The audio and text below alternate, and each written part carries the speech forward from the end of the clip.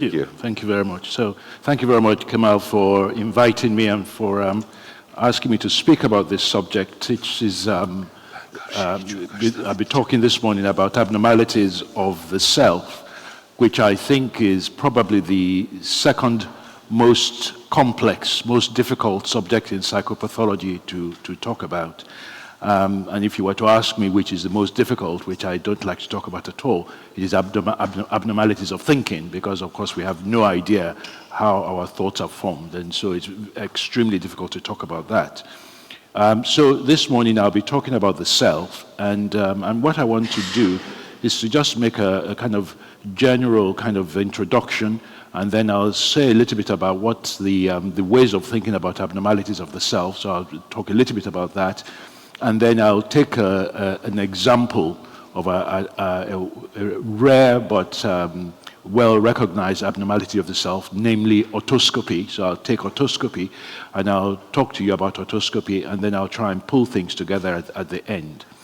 And it's as I've said, it is an extremely complex subject, because the self is... how shall we describe it? Because the self is, we are all of us have a self. And therefore, in order to think about it and to talk about it, we have to take a different position.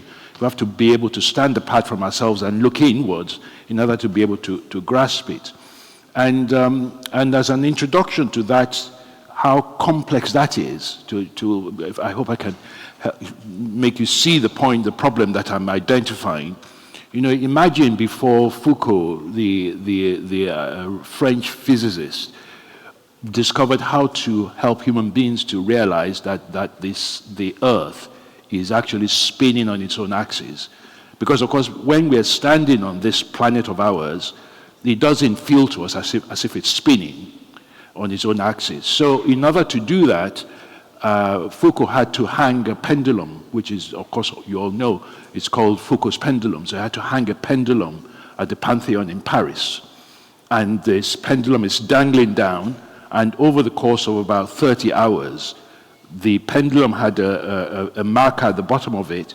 You could see that the pendulum had created a circle. So the reason why I'm telling you about that is that sometimes, in order to understand something, you have to stand in a different position, because if you are so intimately connected to the object, i.e.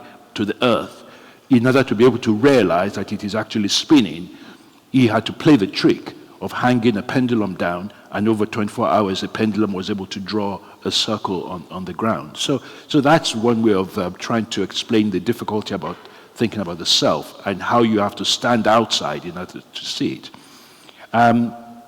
So it's a concept, it's not a thing, the self. That's the first thing to say about it, even though it feels very real to us, but it is a concept. And there are these aspects to it that we usually use to think about it. So we would say that a self, one of the aspects of it is that it has a unique, singular identity over time. And all of us appreciate that. So if you think of yourself, you've got a name, you've got an identity, so a biography is associated with that name, and over a lifetime of 86 years, if we are lucky to live that long, that identity, that name, that biography is associated with just one person, and it's unique and united over time. Secondly, you have a sense that we've got boundaries, therefore that we are distinct from other material objects, and that we're also distinct from other human beings, so we don't feel as if we merge with them. So we're bounded, there's a boundary, distinct. So that's another aspect of it. The third aspect that I want to mention is that we have a sense of activity. So you have the sense that you are active, and that when you're active, that you carry out intentions, so that you stand up, you open the door. So you have a kind of sense of activity, you're able to do those things.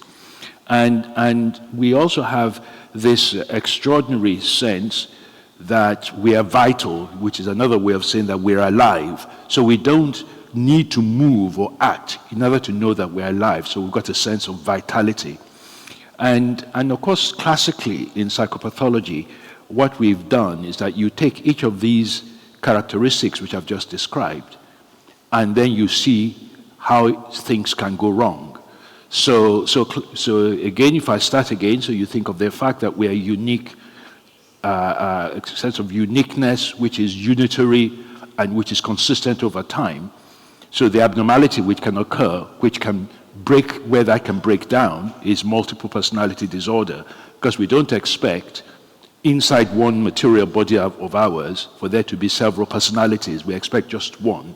And we don't expect the biographies of these cells to be different. So in multiple personality disorder, as you know, they can have two or more personalities inside one body, and it's not just that they can have two or more. Each of these will have a name of their own, and not only is it that they will have a name of their own, they have different biographies. So multiple personality is an example which breaches this notion of the fact that we're unique and united over time. Secondly, the idea that that we have a kind of sense of distinctness from other objects and from other human beings. People sometimes want to use thought disorders, made thought insertion and thought withdrawal, or they want to use passivity experiences as examples of abnormalities of the boundaries that we have against other people. So that's one way. So people will say an abnormal boundary, an impairment or a breach of that boundary. An example of that would be where the person thinks that everybody knows what they're thinking, or that they can put thoughts into them, or that they take their thoughts out, or that they can make them move, and so on. So that's how people think of it. It's very complicated but on paper, in the books, that's what people will say. And activity, as you know, with activity, the abnormalities that people describe is exactly as I've said in passivity experiences. So this idea that I own my own actions, which is very, very unique and very integral to how human beings are. In passivity experiences in schizophrenia, people can think that it's another agency, a machine, or some newly found aliens or something like that, that moves their bodies and moves their hands or opens their mouth or speaks through them. So that's another example that people have. And vitality, the abnormality of vitality, as you know, is Cotard syndrome, which is very curious, because all of us, without acting, know that we're alive. We just know that we're vital. Whereas when you see patients with Cotard syndrome, you know that they will sometimes say that they're already dead. It's a very, very paradoxical notion. If I think of a patient of mine who said to me, and she wasn't using a metaphor, so it's not a way of speaking, it's an actual experience. She said to me, I'm already dead and buried. And I said, Mary, you cannot be dead and buried because you are speaking to me, you are telling me. And she said, well, even though I'm telling you, I am already dead and buried. So it's not a metaphor, it's a description of a real experience. And another patient of mine, a doctor, which makes it even more interesting and intriguing, when she had psychotic depression, thought that her torso, that from her waistline to her legs, to her feet, that there was nothing there at all. And therefore, when she ate, she believed that the food just dropped into her feet, which is, if you imagine that she's a doctor, she has done anatomy, so she knows intellectually that that is not possible. But nonetheless, she didn't feel that she existed from her waistline down to her her knees. So that is a kind of abnormality of the abnormality of vitality that we sometimes see. But today, what I want to do is to talk about otoscopy. And an otoscopy is very, very interesting, absolutely extraordinary, because otoscopy, which I will elaborate on properly in a minute, because otoscopy is a condition which reminds psychiatrists that, like neurologists, we some of the conditions that we see are able to show us much more than we realize about how the brain is constituted, about the nature of reality, how reality is created for us, and I use otoscopy as an example to impress on psychiatrists one that psychopathology is not dead. A lot of psychiatrists think of psychopathology as if it was anatomy or as if it was Latin. They think of it as if it's dead, it's not alive, that all they need to do is read up the definitions of hallucinations and delusions, and that there's no development in it, which of course is not true at all, because it's a very living, very, very alive subject. So I use something like otoscopy to remind you that psychopathology is alive. It is not a dead subject, and that you have to continue to read it in order to realize how a subject is developing over time, and that it is so foundational and so intrinsic to our subject that we shouldn't just be reading it in the first year of as a psychiatric trainee. You should be reading and rereading it throughout 40 or 45 years of clinical practice. So otoscopy is wonderful in that sort of way. And otoscopy, if I just very generally, first of all, tell you what it is, and then what I'm going to do next is I'm going to read extracts, a very simple extract from Dostoevsky's The Double, which is probably the most wonderful literary description of otoscopy that there is. And then I'll read you another very short extract from Guy de Maupassant, the French writer. And these two authors, I've chosen them deliberately, it's not an error or anything of that sort, because they are two writers who, even though they're fiction writers, both of them had proper experience of otoscopy. So their fiction, their stories they've written, is written out of real experience, rather than just a fiction that they've made up. And it's important at this outset to say that, of course, I'm reading from Dostoevsky because you should know, or everybody in this room should know, that he had epilepsy. Therefore, is another way of reminding yourselves, if you are not to know what the neurological possibilities, causes of otoscopy are, if you remember that we're talking about Dostoevsky, if you remember that Dostoevsky had epilepsy, then you know that epilepsy is a likely cause of otoscopy. It's just another way of, this is how my memory works, is another way of ensuring that we remember things that we're told. And Maupassant, he had syphilis, and he died of cerebral syphilis, neurosyphilis. And again, in his diaries and letters, we know that he experienced otoscopy.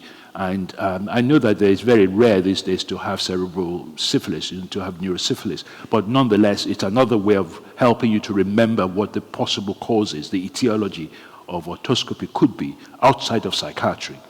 So I'll do that, and then I'll talk a little bit about a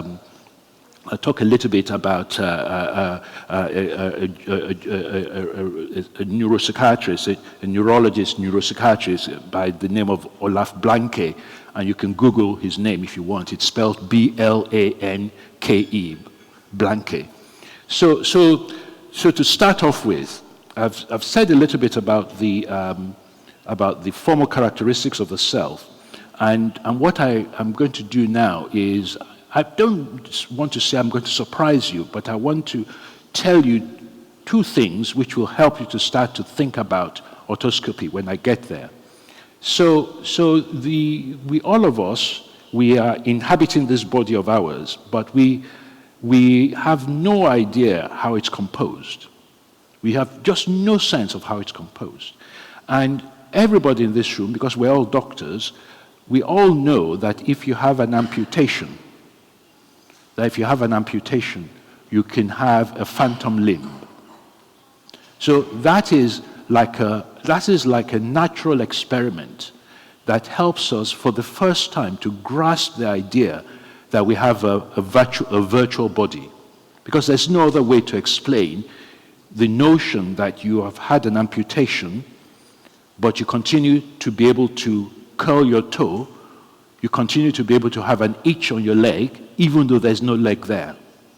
All right? So the example of an amputation is a wonderful, wonderful example that helps us to grasp this idea that inside this body of ours, this material body of ours, that there is a virtual body sitting inside it. And that virtual body is revealed to us usually only when somebody has something like an amputation. Because that's when you realize that there's something else sitting inside this body of ours, which I use, there are all sorts of words that people use, but I use the term a virtual body for it. But there are all sorts of terms that people use. Some, Ola Blanke, for example, uses the term parasomatic body. So people find all sorts of words to try to explain it. But we all know what it is. We know that this body of ours has a cortical representation, and that even when you don't have the physical material body, the representation in the brain continues to project as if the body was still there. But for this money's purposes, all I'm trying to do is help you, before we start to talk about autoscopy, to help you start to see that there's a virtual body sitting inside this material body of ours. And then the other interesting thing is then to ask the question, if you have a child, and as you know, there are children who have congenital absence of limbs. All right, so we're not talking here about an adult whose body is fully developed over time, whose cerebral representations are present, but have been present because they're fully grown and have had an amputation. We're now talking about children who have congenital absence of limbs. So the question I'm asking is, if you've got congenital absence of limbs, do you have a virtual hand? Do you have a virtual arm? Can you have a virtual lower limb? And the answer, of course, I wouldn't be posing if I didn't know the answer to it. The answer is, children with congenital absence of limbs have phantom limbs. All right? So what that is doing is reminding us that these limbs, this virtual body that we're describing, or parasomatic body we're describing, is already in there. All right? So it's not developing over time because we are growing up or anything of that sort, that the representation is there waiting to be activated when we're born.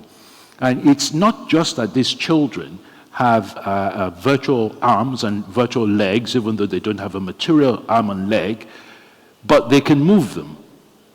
And there's a beautiful case example of a child who uses her virtual limbs to count, which is extraordinary to imagine that without any hands, no upper arm and no hand, this child does her counting like we did when we were children, by counting on her fingers. So I say all of that.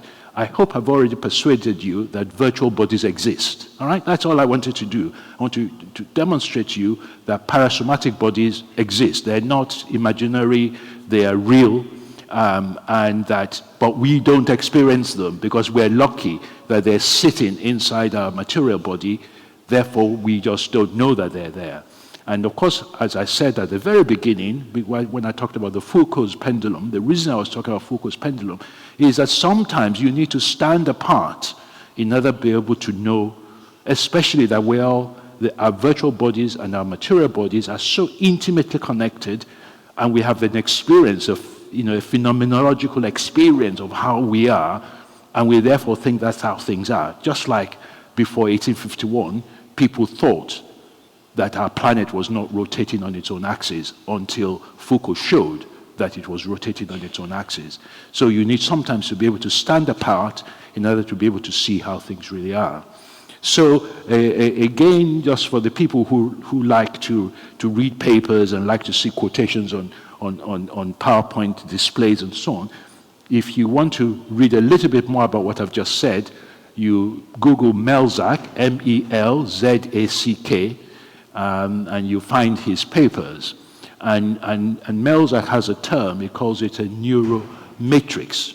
And he talks about a neuromatrix. And what Melzack says is that these representations, that all the sensory data and all the motor, so the sensory and the motor data. So we sometimes, as medical students, we're taught as if these things are different, as if the sensations that come from outside, that goes through the thalamus and then goes through to the, to the sensory motor systems, to the sensory postcentral gyrus, that all those systems, somehow they're different from the motor outputs, which allow us to move our bodies and so on. But in Melzack's way of thinking, these are united systems, and that these systems, of course, are communicating all the time, and that they form a representation which is expressed, as I've just told you, expressed as these virtual experiences that are inside of this material body of ours. So if you are keen to look at that, you feel free to do that.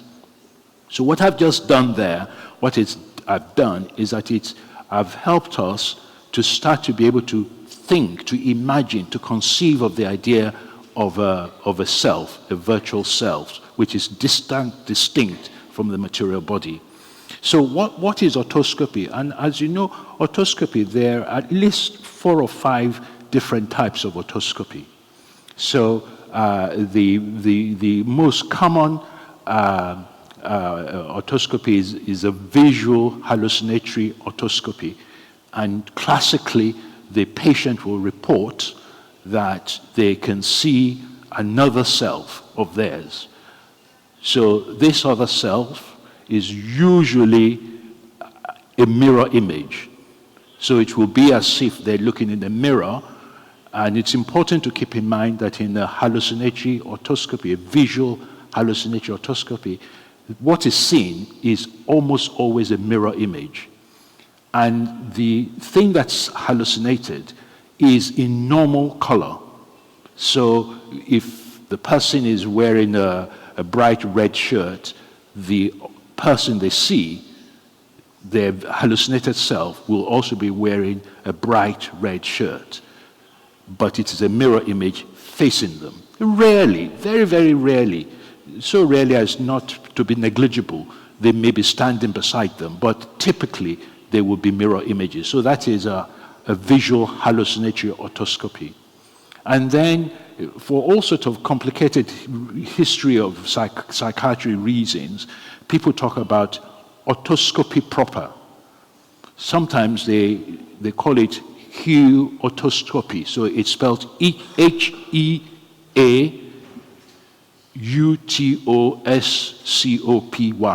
Heautoscopy. And Herman Berrios, who's a wonderful leading psychopathologist in the world, he thinks we shouldn't have that term, but we are stuck with it, so let's just agree that we use that term. So I just call it otoscopy proper.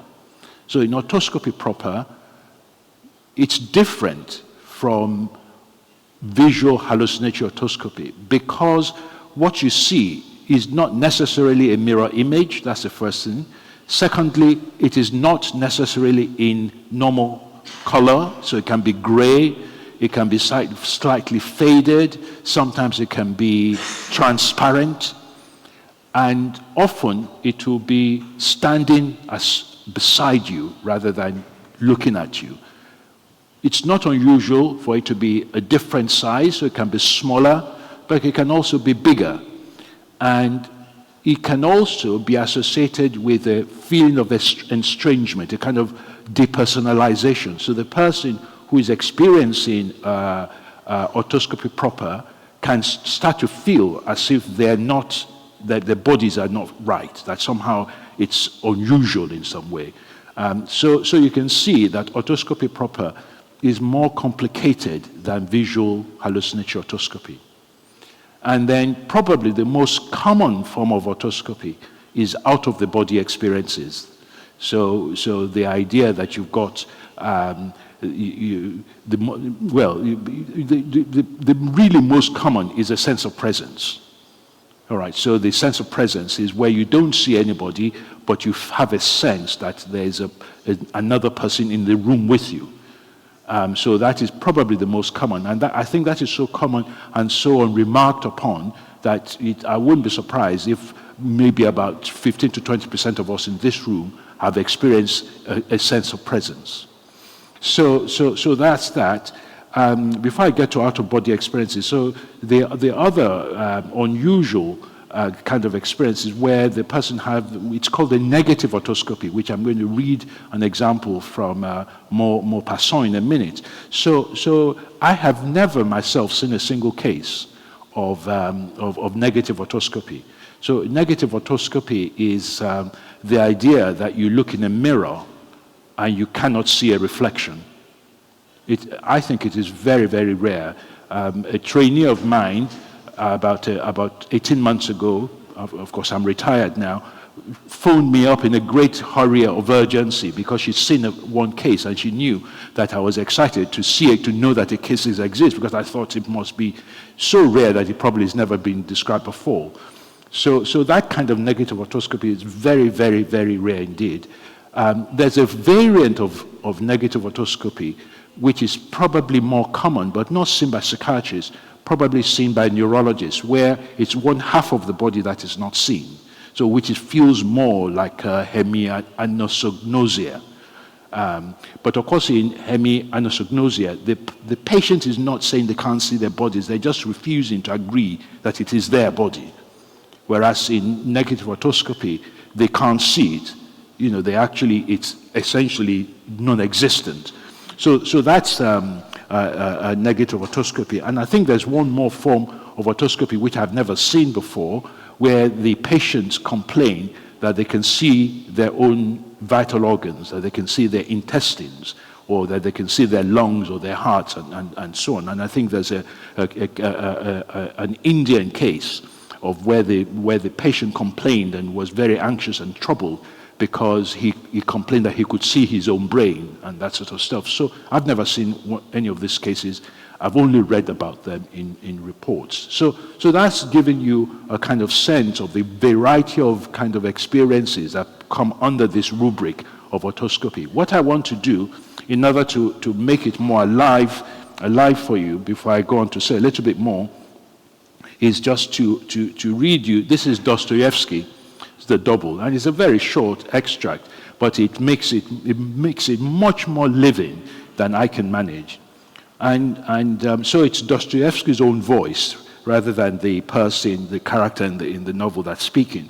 And it says, there was a stranger sitting before him on his own bed, also wearing a hat and coat, faintly smiling, screwing up his eyes a little, and giving him a friendly nod.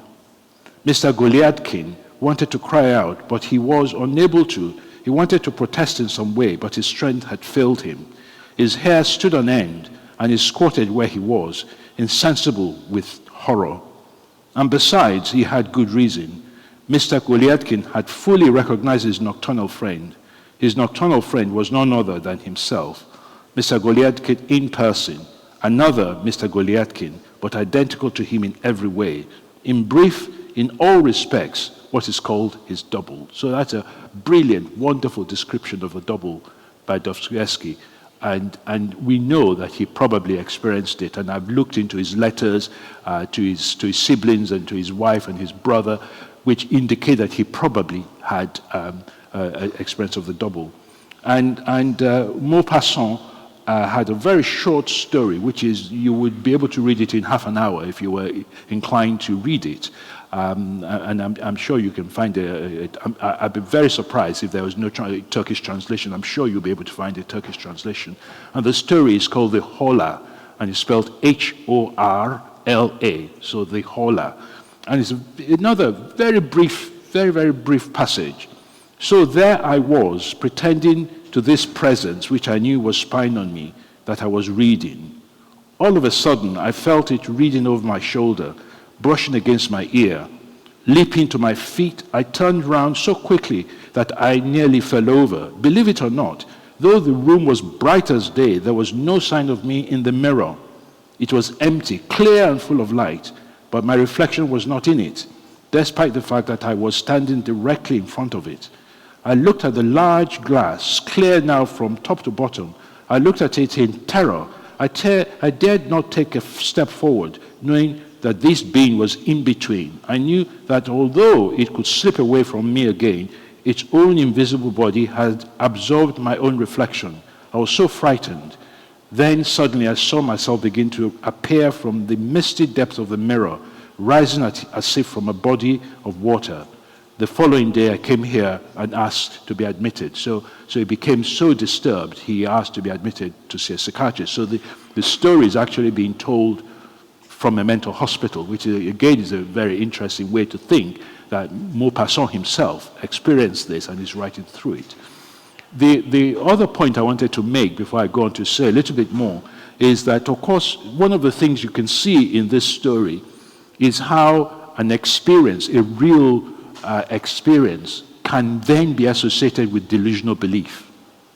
All right? So it's not often that we get that in a piece of writing. So what I'm trying to say is he couldn't see himself reflected in the mirror, which is so unbelievable to a human being, that he imagined that there was a presence which was standing between himself and the mirror.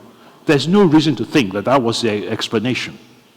So that is like a delusional explanation of a real experience, which is not unusual at all in our patients, that they have a proper experience. The experience is so unusual, and what they then do is they find some plausible explanation for the experience. And I think that's what Maupassant has just done in that particular passage. So what I want to now do is to talk a little bit in a kind of scientific sort of way about otoscopy. So we know a lot now about where the brain lesion has to be for a person to experience otoscopy. So we now know, because of the work of people like Olaf Blanke, because they've done a kind of scouring of world literature, starting to look at where their neurological cases, where the lesions are likely to be. And we can say with relative confidence that the lesions are likely to be in the temporoparietal junction. And you know that the temporoparietal junction is extremely important in psychiatry, very rarely discussed by psychiatrists. So the temporoparietal region is the region where information from all the different senses come to be synthesized into one.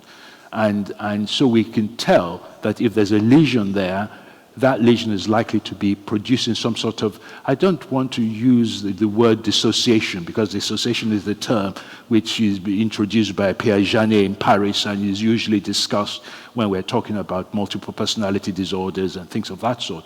But you get the point I'm trying to make using that word just as a kind of ordinary language rather than as a scientific technical word, is that these different kinds of experiences, these different kinds of sensations, they can be put apart. So the introduction there is to say that the lesion is in the temporoparietal region, therefore we can assume that the different kinds of sensory experiences which should be summated, which should be synthesized, are somehow being pulled apart. So that's the first thing to say about it. The second thing to start to discuss is to say if these sensations, these sensory perceptions, if they are summated and we propose that they're likely to be pulled apart, what is it that's happening there? Why is it that the patient can have a visual hallucination? So that's a wonderful question we want to address. Why is it? And I had spoken to you earlier about the virtual body, and I'd used the example of a phantom limb to make the point in a kind of story sort of way to try to persuade you that virtual bodies exist. But what I haven't done is I talked about it as if all the virtual bodies are the same. And what I want now to suggest to you is that inside of us, that these virtual bodies that we've just been discussing is a composite of different kinds of sensory objects. And because you need to have that in mind in order to be able to grasp and to understand why you can see, where you can have a virtual self, i.e. a visual hallucinatory self, because what that's suggesting is that visual hallucinatory self is the visual aspect of the virtual body. All right? I hope I've made the point as subtly as I can manage it. So one of the interesting things is that the person who sees the visual hallucinatory self never report seeing their own self. All right, so keep that in mind, because that gives you a sense of what is happening, that when what they're reporting is what they can see. All right, so when they're able to see this other self, they're no longer reporting a visual presence in their own material bodies. All right, so I hope that gives you a little bit idea that we are composite, that these selves are composite, so that there is a visual self inhabiting this. Secondly, Olaf is able to show, using wonderful experiments, that if you disturb the vestibular system, that people have that they float. All right, that they have what is usually classically described as out-of-body experience. That the experience they have, if you disturb their vestibular system, is that their body floats and is usually suspended above them, and it can then see an inert body, material body, lying prone either on a bed or on the floor or something of that sort. So Olaf uses that to help us to see that, if you wish, a vestibular self exists. And that vestibular self, of course we've known this, you may not know it, but we've known this since 1921, because an Englishman, Sir Henry Head, did some wonderful pieces of work. He called it postural body, that postural bodies exist. But Olaf has shown it in normal people. He didn't have to use to look at studies of mentally ill or neurologically disturbed people. He showed it beautifully. And please go back and read the papers. The papers are very, very complicated to describe, but I've just told you what the results are. So what he's shown us is that the self, there's a vestibular component to the self. And that vestibular component, when that's disturbed, what you get is a kind of sense of floating, but unusually, even more disturbing to imagine, that when that happens, the perception of the world comes from the floating self, which is very unusual. So keep in mind that most of us in this room believe that our eyes is a sensory object which allows us to see the world. So it is very difficult to imagine that a virtual body which is on the ceiling, looking back down, which has no physical eyes, is able to see the world. That is just ridiculous, completely ridiculous. And the explanation that Olaf gives is a wonderful explanation. He said that if you were to imagine you're sitting in this room, but if I asked you to tell me, to describe your bedroom at home, and you're sitting in this room, that you can describe your bedroom at home. All right? Because we can do it. I'm now, I'm in Antalya, and my house is in Birmingham, and I can tell you, I can stand in front of my house in Birmingham and can tell you, if you walk through the door, all the things that are in the hallway. And I'm here in Birmingham. So I can actually see it without actually seeing it. I hope you've understood the point I'm trying to make. So the point I'm trying to make is that us humans, we have this incredible capacity to model the world, and we can perceive the world even though we're not physically there. And so that is Olaf Blanke's explanation. I don't know that I fully agree, because it is so disruptive to our way of thinking of the world to imagine that you can see things without your eyes being there. It's very, very disruptive. But to summarize, what I've tried to do, it's a very complicated area. I don't usually like to talk about it very much, but it is so fascinating that I think it's helpful for psychiatrists to start to enter this field. What I've tried to do is, first of all, persuade you that the virtual selves exist. I hope I've succeeded in that. I just don't think there's any doubt about that. Secondly, what I've tried to then do is to help you to see that that virtual self is a composite. It's not one thing. And that underneath it, there are visual aspects to it. And I've also tried to suggest that there are vestibular aspects to it. And then I've introduced the idea that even though we believe that we see the world through our eyes, but actually sometimes we can describe the world when we're not physically there relatively accurately by the way in which we're able to model the world. Therefore, maybe we should not be so surprised that a virtual self can perceive the world. So I want to say that. And the final thing I want to say, just to make it really alive for us, is this idea, what Henry Head called it the postural self, which I think is the same as the vestibular self. He talked about the idea that you couldn't know where your arm was or your arm is now if you didn't have a representation of a kind of representation of your body at all times.